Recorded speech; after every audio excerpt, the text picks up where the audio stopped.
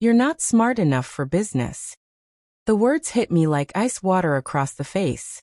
I sat frozen It makes sense. So I'd stepped back, taken a remote part-time position, became the corporate wife who smiled at dinner parties and never complained about his late nights.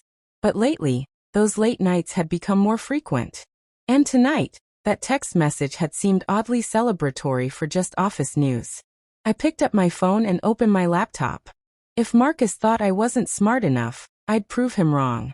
I pulled up the business plan I'd been working on for months. Sterling Consulting Services. My dream. My vision. By sunrise, I'd registered the domain name, filed preliminary paperwork, and sent an email to Victoria Chun, my former colleague at Hamilton Marketing. She'd started her own venture capital firm. Maybe, just maybe, she'd remember the brilliant young marketer I used to be. Marcus never even stirred as I worked. He had no idea what he'd just unleashed. Victoria's response came faster than I dared hope. "Lunch tomorrow? I've been waiting for you to make this move." We met at a downtown bistro, far from Marcus's usual haunts. Victoria looked successful and confident in a tailored suit, her presence commanding the room. "I heard you got married and stepped back," she said, sipping her water. "I always thought it was a waste of your talent." I explained my business concept. Boutique consulting for mid-sized companies that couldn't afford the big firms, but needed high-level strategic marketing. My years as a corporate wife had given me insight into exactly what these companies needed.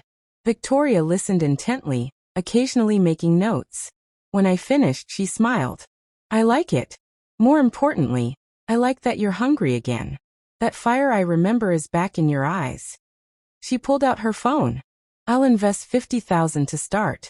In return, I want 15% equity and monthly reports." My hands shook as I processed her words. "You're serious?" "Completely. But there's one condition. You can't tell anyone about this investment, especially not your husband. I've heard things about Marcus Foster. He works at Titanium Corp now, right?" I nodded, suddenly alert. "What kind of things?" "Just rumors. But in our industry, information is currency. Keep this quiet until you're established. Then surprise everyone." I agreed immediately, sensing Victoria knew something she wasn't sharing.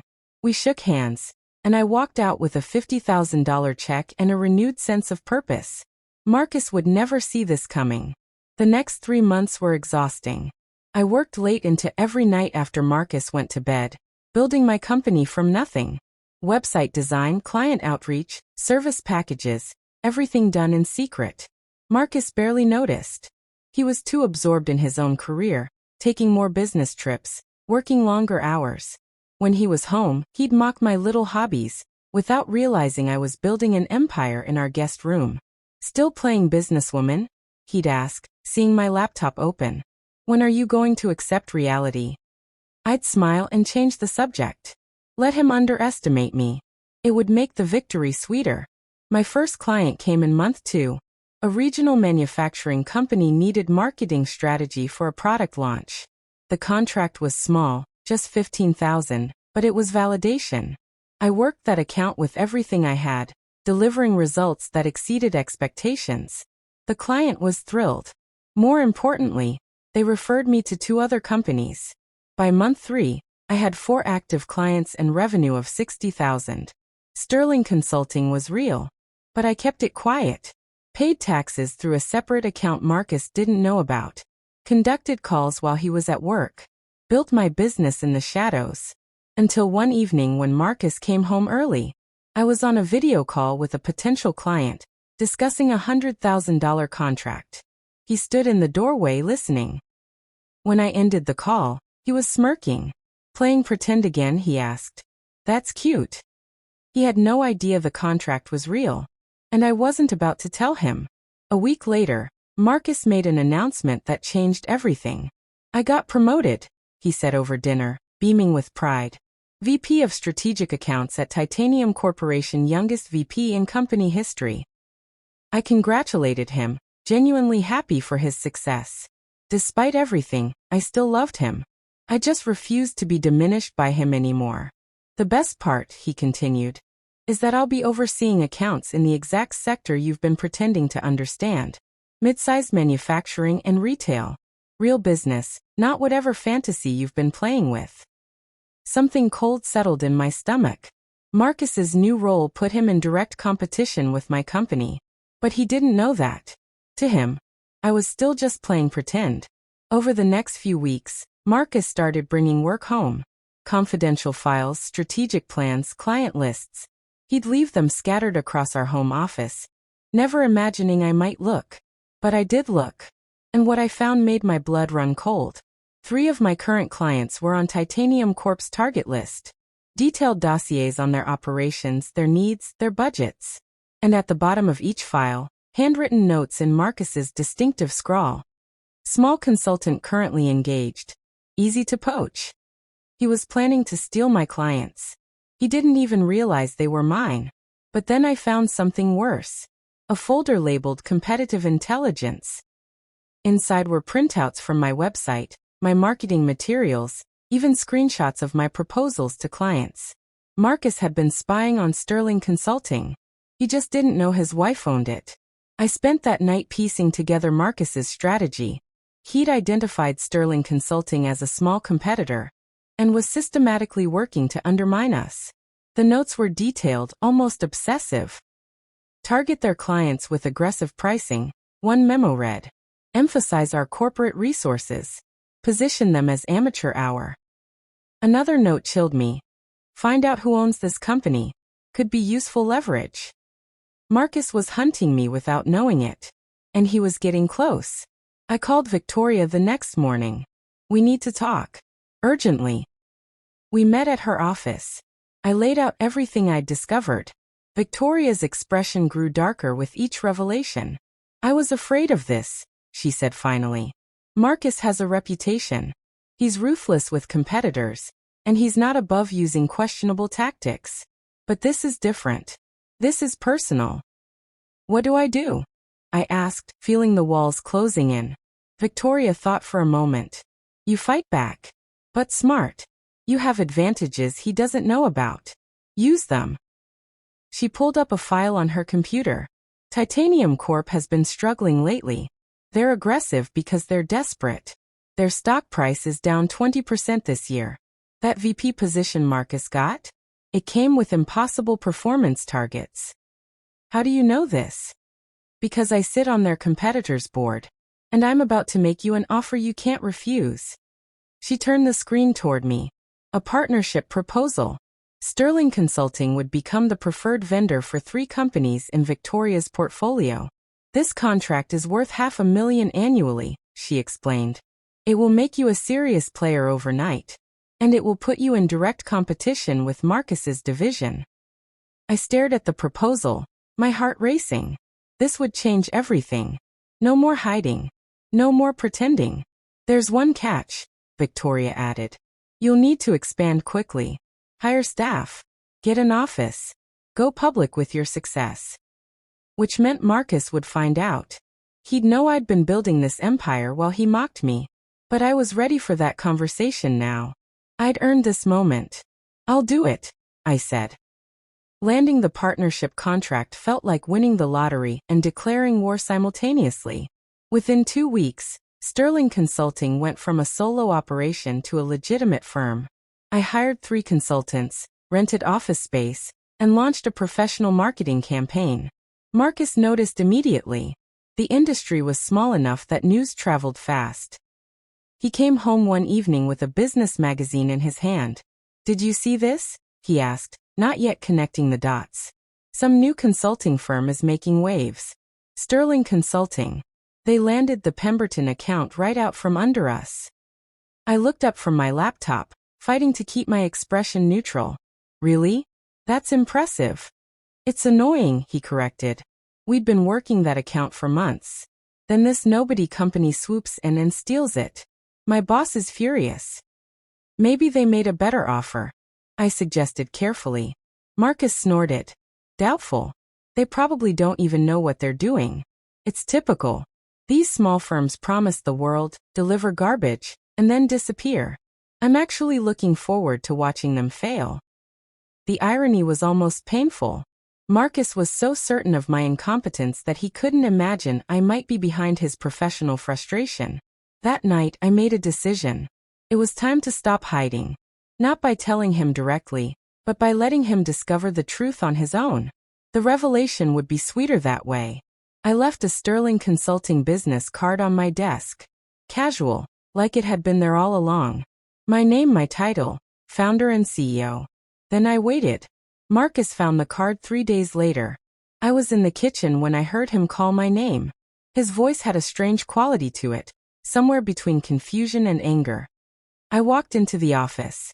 He was holding the business card, staring at it like it might be a hallucination. "What is this?" he asked quietly. "My business card," I replied, keeping my voice steady. "Your business card. For Sterling Consulting." He looked up at me, and I watched the pieces clicking together in his mind. "You own Sterling Consulting." Ido. The silence stretched between us. Marcus's face went through a dozen emotions: confusion, disbelief, anger, something that might have been embarrassment. "This is the company that's been stealing my accounts," he said slowly. "Not stealing. Competing. And winning, apparently." His jaw tightened. "How long?" "5 months. Since the night you told me I wasn't smart enough for business." I watched him remember that dinner, remember his mocking words. For the first time since I'd known him, Marcus looked genuinely uncertain. "You've been building a competing firm behind my back?" "I've been building my career. The one I put on hold for you. The competition was your choice, not mine." He stood abruptly, the chair scraping across the floor. "This is unacceptable. You're sabotaging my career. Using insider information from my work." "I've never touched your files," I lied smoothly. "I haven't needed to. My work speaks for itself." "This is betrayal, Alexa. We're supposed to be a team." The hypocrisy was stunning. "A team? When have we been a team, Marcus? When I sacrificed my career for yours. When you mocked my ambitions. When you called me too stupid to understand real business?" He had no answer for that. After that confrontation, Marcus went cold.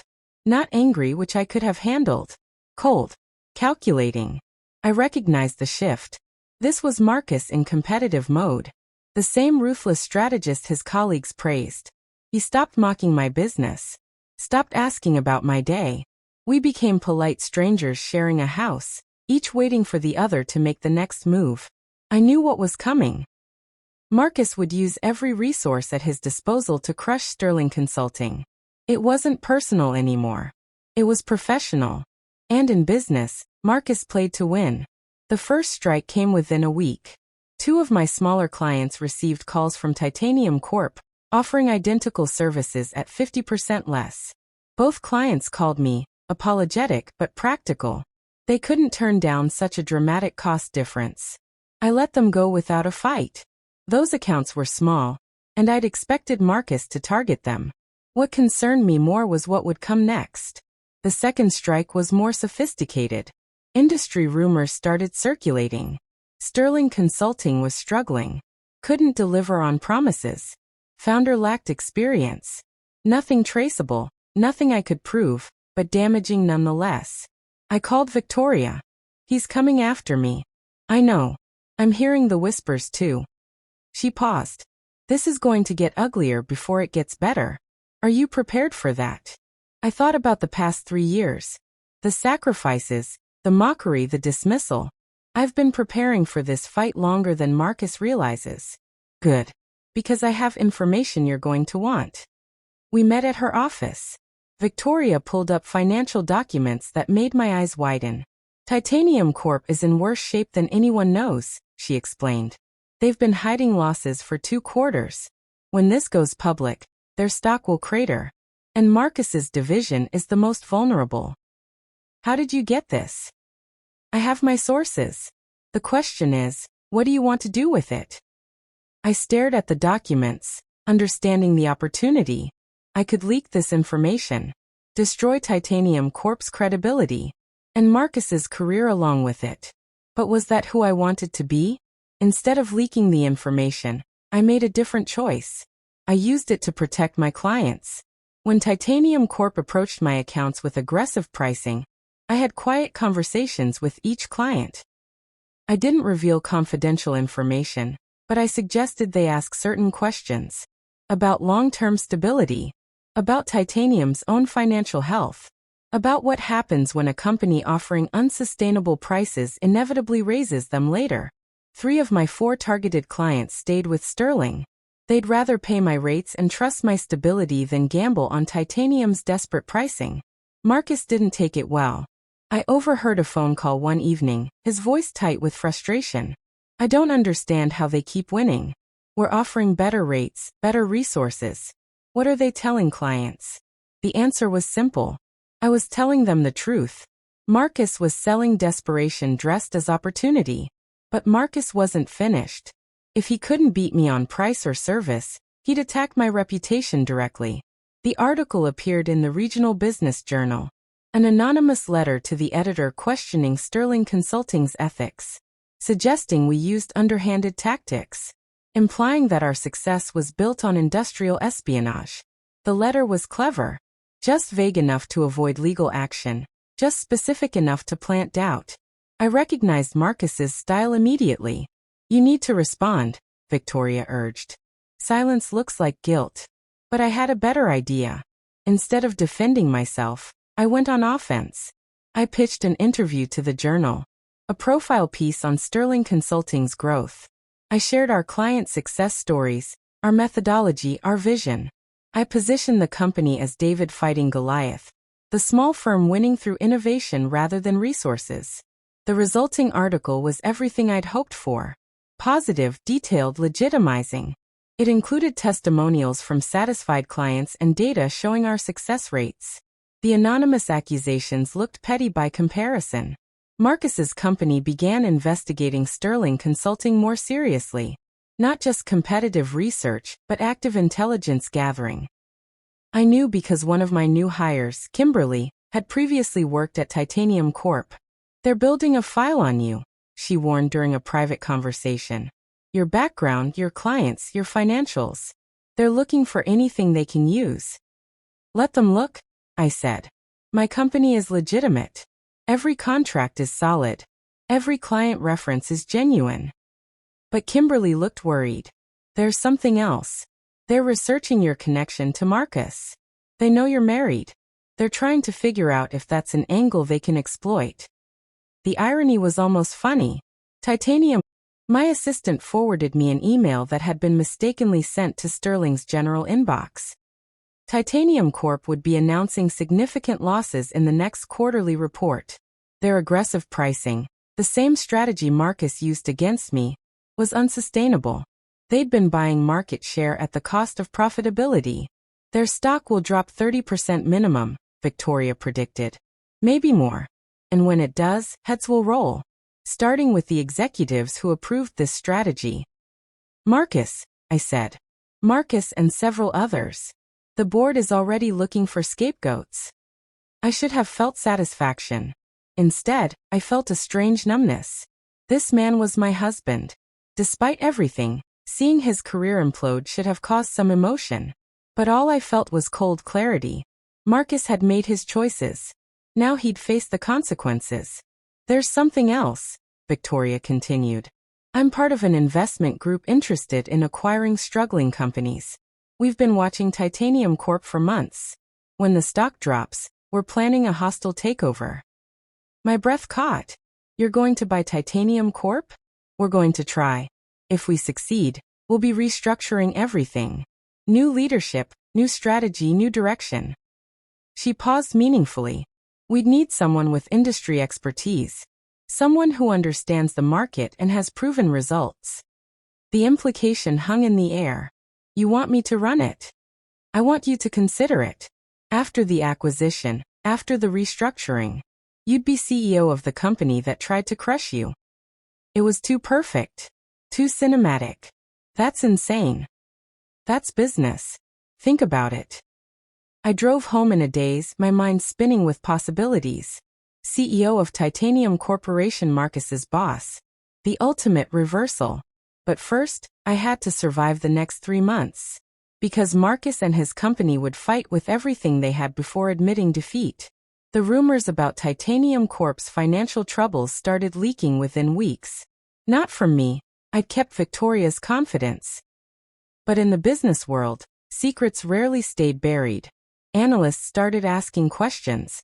Stock prices began dropping. Marcus became increasingly desperate. His attacks on Sterling grew more aggressive, more reckless. He approached my clients directly, sometimes showing up unannounced at their offices. He offered contracts that violated standard pricing structures. He made promises Titanium Corp couldn't possibly keep. Some clients were tempted. 2 even signed with him. But most stayed loyal to Sterling, unnerved by Marcus's increasingly erratic behavior. At home, Marcus and I barely spoke. We'd become adversaries sharing a house. I started looking at apartments, planning my exit. This marriage was over. We both knew it. We just hadn't said it aloud yet. Then came the board meeting that changed everything. Titanium Corp's quarterly earnings were worse than anyone predicted. 50 million in losses. Stock price plummeted 40% in a single day. The CEO resigned immediately. 3 board members followed. Marcus called me from his office. His voice was hollow. I'm being fired. Effective immediately. I sat down, processing this information. I'm sorry. No, you're not. His laugh was bitter. This is what you wanted, isn't it? To destroy me.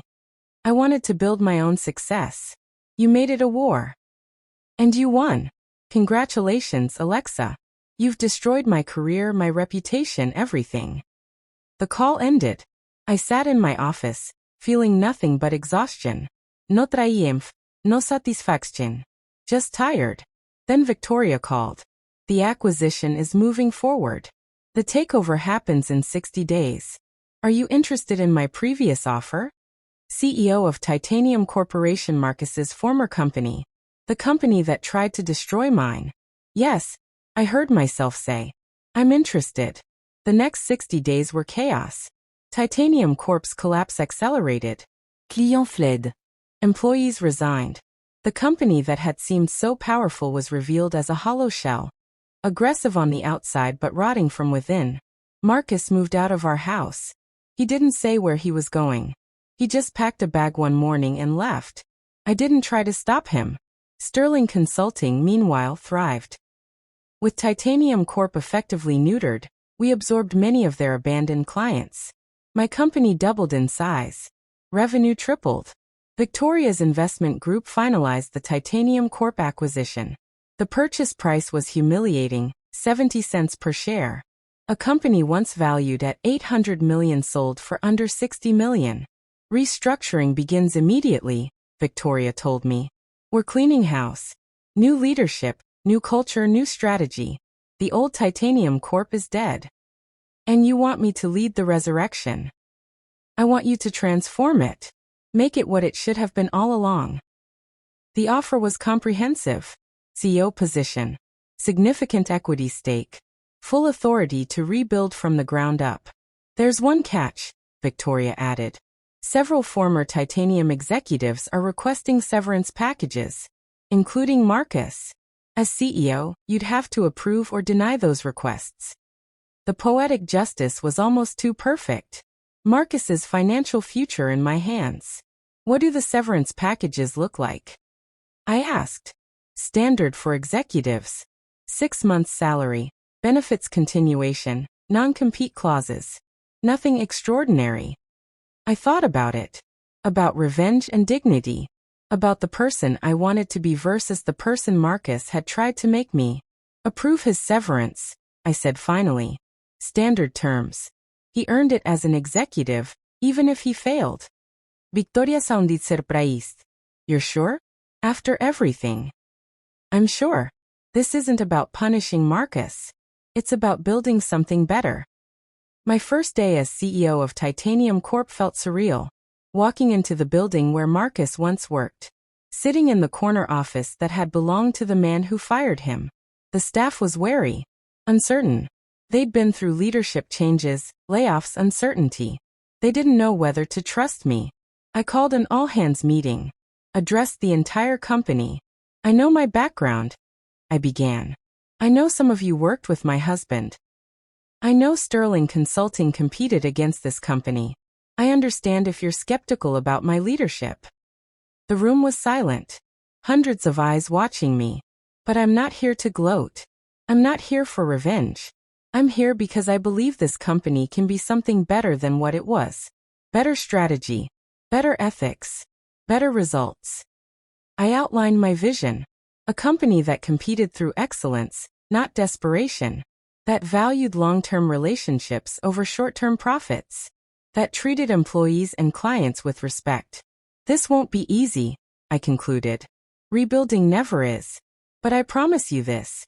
I will never ask you to compromise your integrity for a quarterly target. I will never demand you choose between your ethics and your job. The applause was hesitant at first, then stronger. Not everyone was convinced. But it was a start. After the meeting, my new assistant handed me a folder. This came this morning. Personal delivery. Inside was a handwritten letter from Marcus. I almost threw it away unread. But curiosity won out. Alexa. It began. I don't expect forgiveness. I don't deserve it. But I need you to know that I finally understand what I lost. Not the career. Not the reputation. You. I underestimated you from the beginning. Worse, I tried to diminish you. I'm sorry for that. I'm sorry for everything. You were always smart enough for business. You were always strong enough to succeed. I was just too insecure to see it. Congratulations on your success. You earned every bit of it. Marcus. I read the letter twice, then filed it away. An acknowledgement, not an absolution. Some hurts cut too deep for simple apologies to heal. Rebuilding Titanium Corp took months. I brought in new leadership, established ethical guidelines, and rebuilt client relationships one conversation at a time. Sterling Consulting merged with Titanium under my direction. Not an acquisition, but a true merger. The best of both companies combined into something stronger. Marcus's former colleagues, the ones who'd whispered about my incompetence, now reported to me. Some resented it. Those people didn't last long. Others adapted, recognizing that leadership was about results, not gender or connections. 6 months into my tenure, Titanium posted its first profitable quarter in over a year. Stock prices began recovering. Industry publications praised our turnaround. I appeared on the cover of Business Weekly with the headline, From Dismissed to CEO. How Alexa Foster Built an Empire. The article detailed my journey. The mockery, the secret company building, the competitive warfare with my husband's firm, and finally, the stunning reversal that put me in charge. My mother-in-law called after the article published. Her voice was stiff, uncomfortable. I saw the magazine, she said. I wanted to apologize. For that dinner. For doubting you. Thank you, I replied, keeping my tone neutral. Marcus has been struggling. The divorce, the career loss. He's not handling it well. We'd filed for divorce 3 months after I became CEO. Clean, uncontested. No alimony either direction. Just a clean break. I'm sorry to hear that, I said, meaning it. I didn't hate Marcus anymore. I just didn't care. He's proud of you though. He told me that. He knows he lost something irreplaceable. We talked for a few more minutes, then said goodbye. I hung up feeling nothing but closure. That chapter of my life was finished.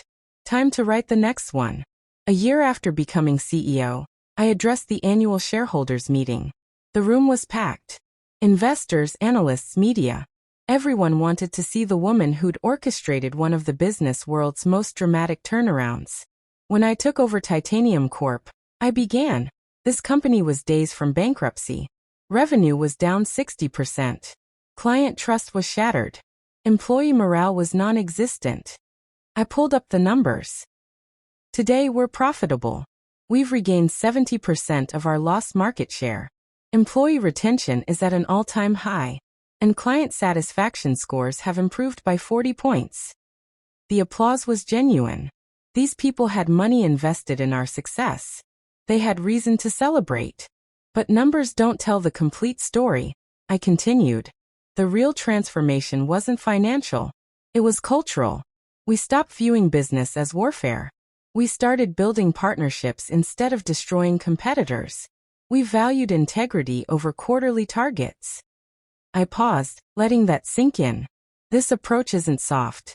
It's strategic. Sustainable growth beats desperate expansion every time. Trust beats manipulation every time. Excellence beats aggression every time. More applause. Louder now. After the meeting, reporters swarmed. Questions about my marriage, my former company, the competitive war with Marcus. I answered honestly but briefly. That was the past. I was focused on the future. One reporter asked the question everyone wanted answered. Do you feel vindicated? The husband who said you weren't smart enough for business. You're now running the company that employed him. I thought carefully before responding. Vindication implies this was about proving Marcus wrong. It wasn't. This journey was about proving myself right. About trusting my abilities even when the people closest to me didn't. Do you have any regrets? Only that I didn't start sooner. 2 years after becoming CEO, Sterling Titanium Corp was ranked among the top consulting firms nationally. We'd expanded into new markets, acquired 2 smaller competitors, and established ourselves as industry leaders. Victoria remained on the board, my advocate and advisor. During a private dinner celebrating our success, she raised her glass. To the woman who turned $50,000 into a $100 million company in 3 years. I clinked my glass against hers. To the woman who believed in me when no one else did. Marcus believed in you, Victoria said. He just believed you should be his support system, not his equal. That's not belief. That's possession. We drank in comfortable silence. Then Victoria pulled out a folder. I groaned. Can't we have one dinner without a business proposal? This isn't business. It's personal. She slid the folder across. Marcus has applied for a position. Middle management at one of our smaller divisions. I stared at the application. Marcus's resume, carefully reconstructed. His accomplishments at Titanium Corp, omitting the failures. References from former colleagues who'd survived the restructuring. What do you think? Victoria asked. I read through the application carefully. Objectively. He's qualified. Experience is solid. References check out. That's not what I'm asking. I knew what she was asking. Could I work with Marcus? Could I be his ultimate boss? Would history poison any professional relationship? It's not my decision, I said finally. He applied to a division I don't directly manage. Let the hiring manager evaluate him on merit. The hiring manager will defer to you. Everyone knows your history. I handed the folder back. Then tell them to ignore the history. Evaluate the candidate. If he's the best fit, hire him. If not, don't.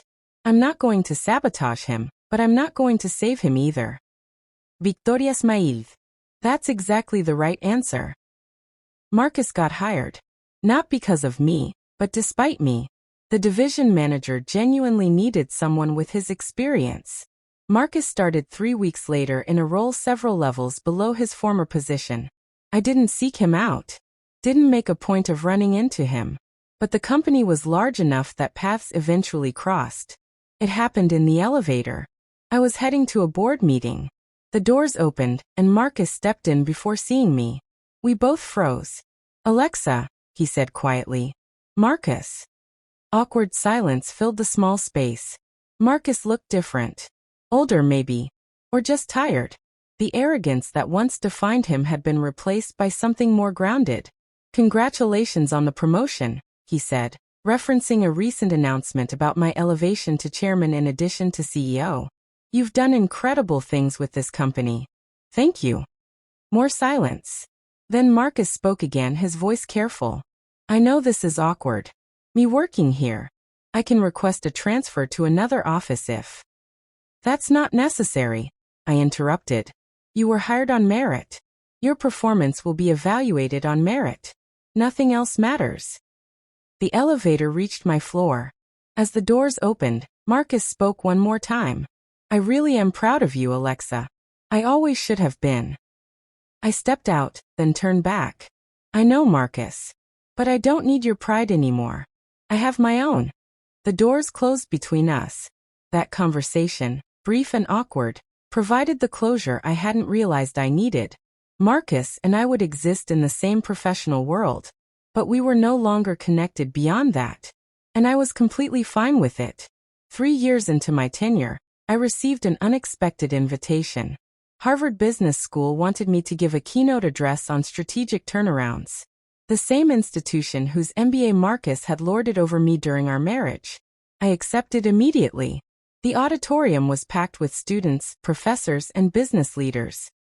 As I took the stage, I spotted Marcus in the back row. He'd driven 3 hours to attend. Our eyes met briefly before I began. I'm going to tell you something every business textbook leaves out. I started. The hardest competition you'll ever face isn't in the marketplace. It's in your own mind. The voice that says you're not ready, not qualified, not smart enough. I shared my story, not as a revenge narrative, but as a lesson about self-belief, about building something despite doubt, despite mockery, despite every logical reason to give up. When someone tells you you're not capable, I said, you have 2 choices. Believe them, or prove them wrong. I chose wrong. Not to hurt anyone but to validate myself. The students listened with rapt attention. After the speech, the Q&A session was intense. Questions about strategy, leadership, competitive dynamics. But one young woman asked the question that mattered most. How did you forgive the people who doubted you? I thought about that dinner at my in-laws' house. About Marcus's smirk. About his mother's dismissive nod. About years of diminishment. I didn't forgive them, I answered honestly. Not in the traditional sense. Forgiveness implies they earned it through remorse or change. Instead, I released them. I stopped letting their opinions define my worth. That's different from forgiveness. That's freedom. After the event, Marcus approached. We stepped outside into the cool evening. That was powerful, he said. Especially the parts about me, even if you didn't name me. It was never about you, Marcus. That's what you never understood. My success wasn't built on your failure. It was built on my capabilities. He nodded slowly. I'm dating someone. Thought you should know. I'm glad. You deserve happiness. So do you. Are you happy, Alexa? I considered the question. My company, my success, my independence. The absence of that constant voice telling me I wasn't enough. Yes, I said simply. I am. We said goodbye, and I knew it would be the last significant conversation we'd have. We'd closed the circle. What remained was only the professional connection. And even that would fade as his career took him elsewhere. 5 years after that humiliating dinner, I stood in the same in-laws' dining room. But this time, the context was completely different. Marcus's father had invited me to a family celebration. Marcus had remarried, and they wanted to introduce his new wife to the extended family, including me, oddly enough. You're still family, Marcus's mother had said when extending the invitation. What happened between you and Marcus doesn't change that you're important to us. The apology I'd never received came through actions instead. They'd followed my career, celebrated my successes, and acknowledged their past mistakes indirectly through present support.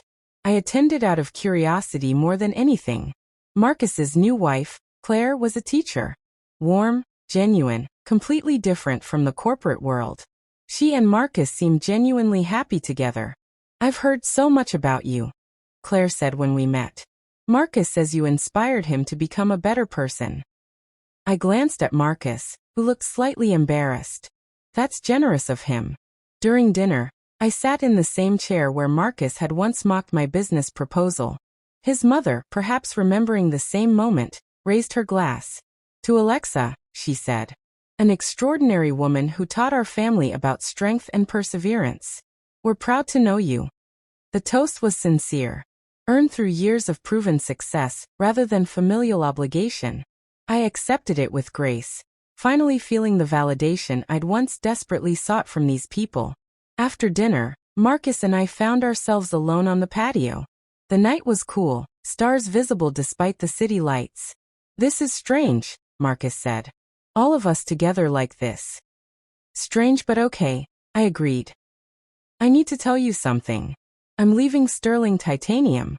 Took a position with a nonprofit. Educational consulting for underfunded schools. I was genuinely surprised. That's quite a change. Claire's influence. She showed me there's more to life than climbing corporate ladders. More meaningful measures of success. I'm happy for you, Marcus. Truly. He smiled. That's the thing about you, Alexa. You actually mean that. Even after everything, you're not vindictive. I never deserved that grace. We both made mistakes. We both grew. That's enough.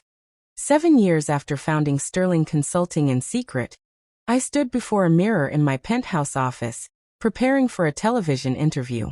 Forbes had named me one of the top 50 CEOs globally. The recognition was gratifying, but what mattered more was the journey that got me there. My assistant knocked. Miss Foster, they're ready for you in the conference room.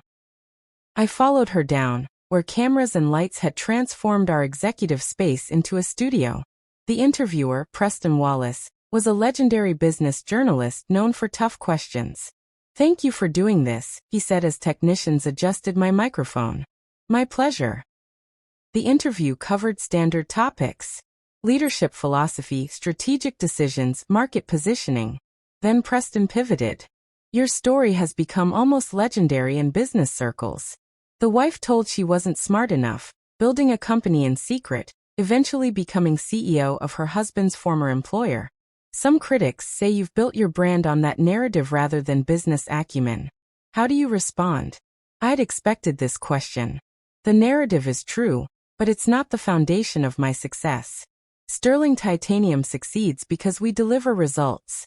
Client retention is 93%. Revenue growth averages 30% annually. Employee satisfaction scores are industry-leading. Those metrics exist independent of my personal story. But you do use that story in speeches, interviews, your public presence. I share my experience because it resonates with people who've been underestimated, particularly women in business. If my story inspires someone to pursue their ambitions despite doubt, that has value beyond brand building. Preston nodded, respecting the answer. Your ex-husband works in nonprofit education now. Do you take any credit for that transformation? None. Marcus's journey is his own. I'm glad he found meaningful work, but his choices aren't my responsibility or my achievement. One final question. If you could go back to that dinner where your husband mocked your business proposal, what would you tell your younger self? I thought about the woman I'd been. Hurt, humiliated, but not broken.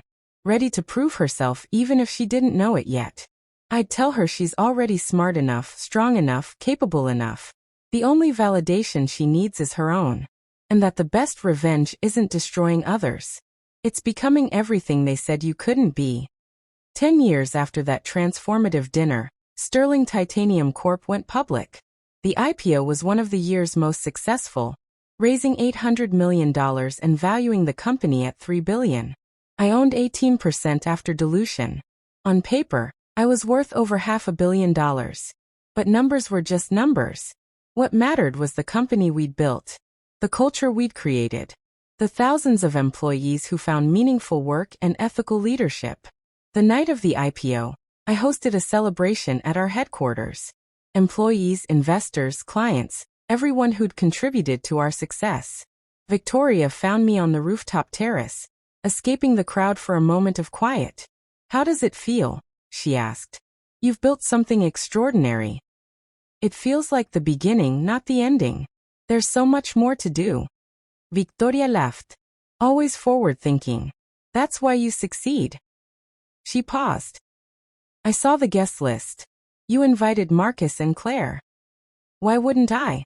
Marcus was part of the journey, even if not the part he intended. They arrived an hour later. Marcus looked healthy, happy, completely removed from the corporate stress that once defined him. Claire was pregnant, visibly glowing. Congratulations, Marcus said, shaking my hand. This is incredible, Alexa. Thank you for coming. Claire pulled me aside while Marcus got drinks. I wanted to tell you something. Marcus talks about you sometimes. Not with regret exactly, but with understanding. He says you taught him that success built on diminishing others is hollow. That lesson changed his life. I smiled. Tell him I'm glad. And congratulations on the baby. Thank you. We're naming her Alexa, actually. If that's okay with you. I was genuinely touched. That's very kind. Later, as I watched Marcus and Claire leave, hand in hand, I felt complete peace. We'd both found our paths. His involved teaching and family. Mine involved business and leadership. Neither path was better. They were just different. And that was perfectly fine. 15 years after founding Sterling Consulting, I stepped down as CEO. Not from failure or force, but by choice. I'd accomplished everything I'd set out to do and more. Time for new challenges, new horizons.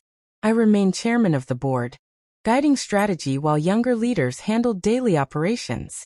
My successor was brilliant, a woman I'd mentored for 5 years. She'd continue building what we'd started. I spent more time on personal projects, a foundation supporting women entrepreneurs, guest lectures at business schools, writing a memoir about building success from nothing. One afternoon, I received a letter from an unexpected source. Marcus's daughter, now 12 years old. The Alexa he'd named with Claire's blessing. Dear Ms. Foster, she wrote in careful script. My dad tells me you're the bravest person he knows. He says you taught him about real strength. I want to be like you when I grow up. Strong and brave and smart. Can you tell me how? I wrote back immediately.